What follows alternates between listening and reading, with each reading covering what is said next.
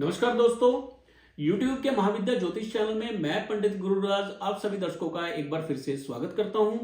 दोस्तों, YouTube के महाविद्या ज्योतिष चैनल के माध्यम से मैं लाल किताब, वैदिक ज्योतिष, यंत्र मंत्र और तंत्र से जुड़ी हुई अनुभूत जानकारी समय समय पर आप तक पहुंचाता रहता हूं। उम्मीद है आपको मेरी वीडियो पसंद भी आती होंगी। अगर वीडियो पसंद आती है तो वीडियो को लाइक करें, शेयर करें और चैनल को सब्सक्राइब भी कर लें ताकि इसी प्रकार की जानकारी आगे भी मैं आप तक पहुंचाता रहूं।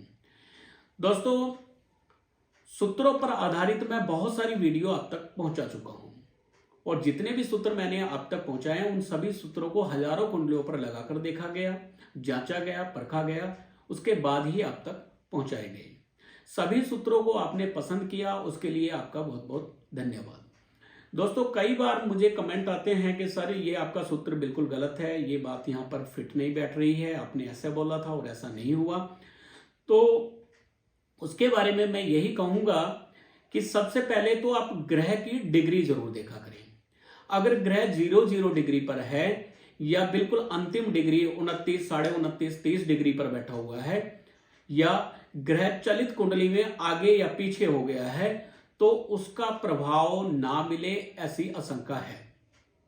कई बार हम ग्रह को किसी भाव में देख रहे होते हैं और चलित कुंडली में वह ग्रह आगे के खाने में शिफ्ट हो चुका होता है या ग्रह डिग्री वाइज बिल्कुल अंतिम डिग्री पे होता है, या तो बाल्यावस्था में होता है या फिर वृद्धावस्था में होता है। ऐसे में भी ग्रह का फल पूरा पूरा मिले यह जरूरी नहीं है, तो इस बात का भी ध्यान रखा करें। तो दोस्तों, आज भी मैं आपके लिए कुछ बहुत ही महत्वपूर्ण सूत्र लेकर आया हूं। इन सूत्रों को भी हमने जांचा है, परखा है, उसके बाद ही आपके लिए लेकर आए हैं और इन सूत्रों के माध्यम से आपको सूर्य और बृहस्पति के इकट्ठा होने से क्या फल प्राप्त होते हैं इसकी भी जानकारी मिलेगी। तो दोस्तों, ज्यादा समय ना लेते हुए चलते हैं सूत्रों की तरफ। दोस्तों, जन्म कुंडली में यदि सूर्य और बृहस्पति इकट्ठा बैठे हुए हों तो ऐसा जातक मान बुजुर्गी का मालिक, अंदर और बाहर से नेक, ज्ञानदाता, अकल का भंडारी और भाग्य के मैदान में योगी राजा के समान होगा, जिसमें न केवल ब्रह्मा यानी बृहस्पति, विष्णु यानी सूर्य की शक्ति के कारण विधाता के लेख को भी पलटने की शक्ति होगी, बल्कि ऐसा जातक न्याय, लंबी उम्र और जागते हुए भाग्य का स्वामी होगा। यानी ऐसा जातक हमेशा लोगों के साथ में न्याय करता होगा, उसकी अपनी आयु लंबी होगी और भाग्य के मैदान में यानी जागते हुए भाग्य का वो स्वामी होगा। भाग्य से ही ऐसा इंसान तरक्की करता जाएगा। दोस्तों, सूर्य और बृहस्पति जब इकट्ठा होते हैं तो बनावटी चंद्रमा का रूप ले लेते हैं, यानी सूर्य और बृहस्पति मिलकर चंद्रमा का फल भी देते हैं। तो ऐसे जातक में नेक चंद्रमा के गुण भी होंगे और ऐसा जातक नेक माता पिता के खून का मालिक होगा, यानी माता पिता के नेक गुण उस इंसान के अंदर होंगे। माता पिता भी नेक होंगे और उन्हीं के गुण ऐसे इंसान के अंदर होंगे।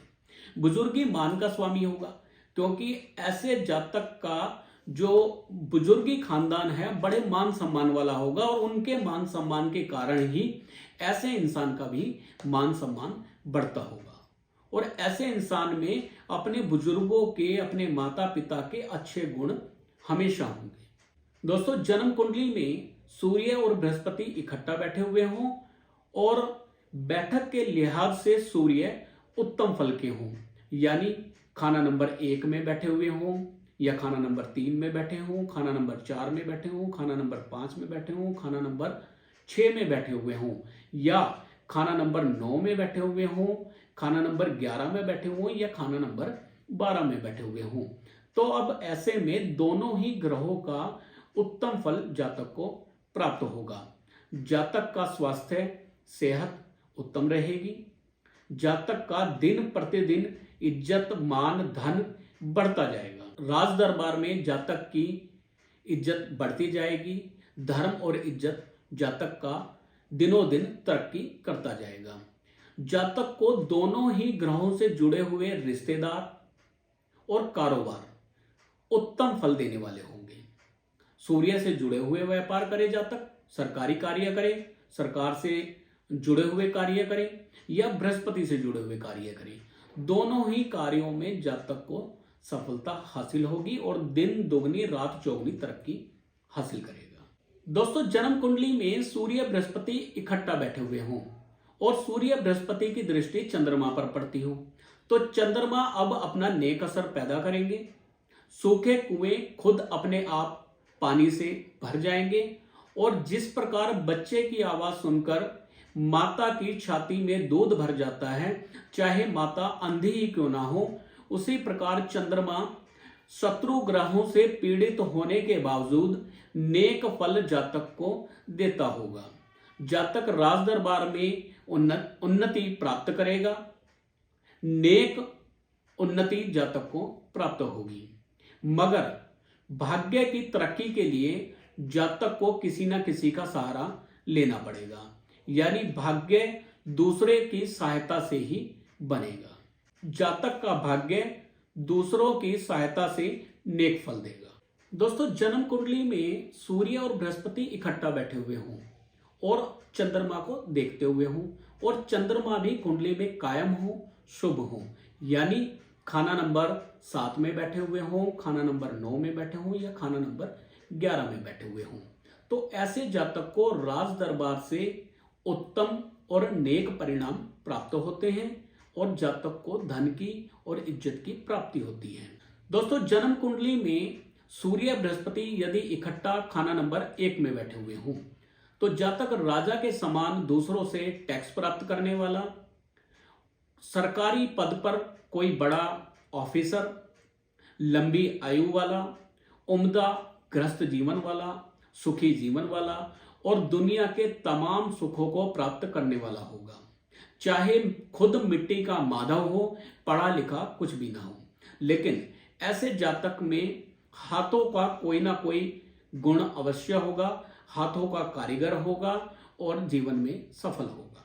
दोस्तों, जन्म कुंडली में सूर्य बृहस्पति यदि खाना नंबर 2 में इकट्ठा बैठे हुए हों तो जातक का महल मकान आलीशान होगा, सुखी जीवन वाला होगा, शेरों की तरह बहादुर होगा, लेकिन जातक बेरहम होगा।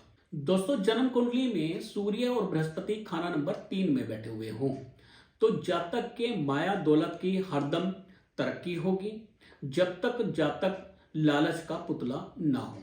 यानी सूर्य और बृहस्पति यदि खाना नंबर 3 में बैठे हुए हैं और ऐसा जातक लालची ना हो, दूसरे के धन पर अपनी दृष्टि ना रखता हो, कोई ऐसा काम ना करे जिससे दूसरों को नुकसान हो, तो ऐसे जातक के धन दौलत की वृद्धि होती रहेगी। जातक दिन दुगनी रात चौगनी तरक्की करता जाएगा।